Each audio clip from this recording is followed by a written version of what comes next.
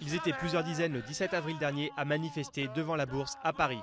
Leur objectif, alerter les actionnaires de la société foncière Gecina réunis en assemblée générale. Gecina est propriétaire de leur immeuble et a décidé en janvier de le vendre à la découpe. Mais pour les locataires, impossible d'acheter leur appartement, même au tarif préférentiel proposé.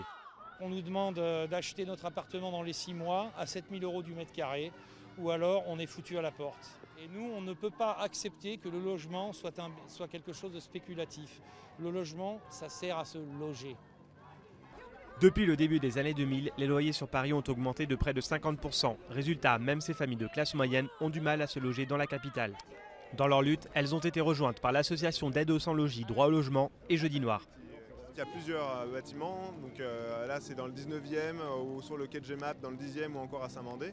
C'est des locataires qui sont là depuis 30 ans, 20 ans, qui étaient là quand les loyers n'étaient pas trop chers et les loyers depuis ont explosé et ils n'ont pas les moyens d'acheter l'appartement dont on veut les expulser. Dans cet immeuble de la rue Pradier, les locataires ont décidé de s'organiser pour se défendre. Non, mais il y a beaucoup de familles aussi qui ne pourraient pas se loger à Paris qu'ici.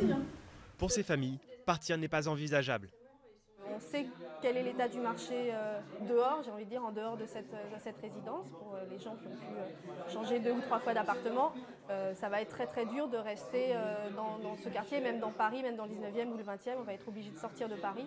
Et donc c'est un complet changement de vie alors qu'on n'avait pas du tout fait ces plans-là.